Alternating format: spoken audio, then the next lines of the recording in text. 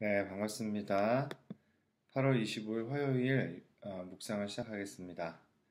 함께 잠깐 기도하겠습니다. 사랑하는 주님, 오늘도 주님 귀한 말씀 우리에게 들려주시니 감사합니다. 하나님 말씀 통해 우리가 예수님 그 십자가를 향해 걸어가시는 예수님의 마음을, 또 예수님의 삶의 의미를, 또 우리 삶에 원하시는 것들을 온전하게 잘 발견할 수 있도록 이 시간 우리 모두 가운데 하나의 은혜를 베풀어 주시옵소서. 우리가 주의 말씀으로부터 배우기 원하고 주의 말씀을 통해 하나님을 더 바르게 발견하길 소망합니다. 하나님 이 말씀이 오늘 우리 모두에게 살아서 역사하는 말씀 되길 소망하오니 주님 일하여 주시옵소서. 주님, 우리가 주의 말씀을 사모합니다. 예수님의 이름으로 기도했습니다. 아멘. 네, 오늘 본문은 요한복음 14장 1절에서 14절입니다. 요한복음 14장 1절에서 14절입니다. 여러분이 가지고 계신 성경을 펴셔서 여러분 잠시 영상을 멈추고 성경을 소리내서 한 번, 두 번, 세 번 정도 읽으시면 좋을 것 같아요. 네, 영상을 멈추겠습니다.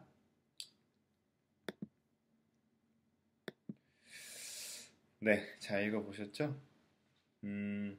늘 함께 계실 것만 같았던 예수님이 여러 가지 이야기들을 하시는데 예수님의 때에 대한 얘기, 예수님의 때가 이르렀다는 이야기를 하시니까 제자들의 반응은 두려움이었던 것 같아요.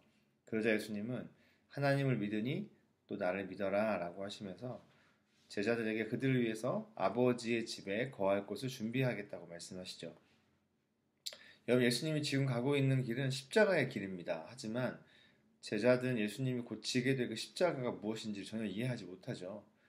그때 도마가 물어봐요. 어디로 가시는지, 그 길이 무엇인지를 물어봅니다.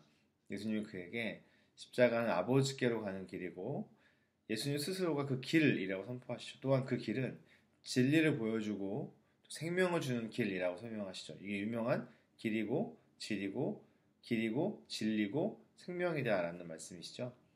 이것은 예수님만이 하나님 아버지께로 갈 수 있는 유일한 길이고 예수님을 알면 하나님 아버지를 알고 보게 된다는 의미인 것이죠. 그런데 이제 빌립이 하나님을 보여달라고 또 요청을 하죠. 이 요청을 잘 생각해 보면 예수님이 제자들과 함께 계시면서 여러 가지 표적들을 통해서 하나님을 보여왔잖아요. 지금까지. 가장 가까이서 그것들을 다 보아온 제자들은 그럼에도 불구하고 예수님을 온전하게 믿지 못했다는 것을 알 수 있죠. 그리고 예수님은 하나님이 십자가를 통해서 하시는 그 일을 인해서 제자들에게 나를 믿으라라고 말씀하시는 거예요. 그리고 앞으로는 그것을 믿게 된 제자들이 이 세상을 향해서 예수님을 나타내는 일을 하게 될 것이라고 말씀합니다. 또한 제자들이 예수님의 이름으로 기도할 때 예수님께서 일하실 것이라고 약속하시죠. 오늘 말씀을 통해서 여전히 변하지 않는, 절대로 변할 수 없는 진리, 그것은 예수님만이 유일한 구원의 길이시고 생명이 되신다라는 것이죠. 우리는 예수님을 통해서만 하나님께로 갈 수 있습니다. 그렇기 때문에 우리는 하나님 아버지께서 보내주신 그 예수님을 믿어야 하고요. 뿐만 아니라 믿은 것은 끝나는 것이 아니라 그 예수님을, 우리가 믿는 예수님을 세상에 나타내는 통로로서의 삶을 살아야 하는 것이죠. 그게 그리스도인, 저와 여러분의 삶인 줄로 믿습니다. 오늘 적용은요.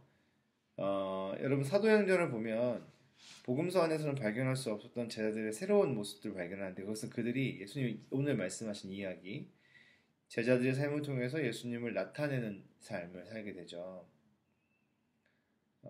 우리의 삶 안에서 예수님을 나타내는 삶을 살기 위해서 우리가 할 수 있는 일이 무엇일까? 오늘 적용은 좀 그런 고민해봤으면 좋겠습니다. 좀 구체적으로 학교에서 또 여러분 회사에서 또 가정에서 여러분이 예수님을 보여주는 통로로서 여러분 어떻게 예수님을 나타낼 수 있을까? 주변 사람들에게 한번 고민해 보시고 묵상을 적용해 보면 좋겠습니다. 네, 오늘 말씀 통해서 길이고 진리고 생명 되신 예수님을 더 가까이 하고 그분을 더 사랑하게 되는 저와 여러분 됐으면 좋겠습니다. 사랑하고 축복합니다.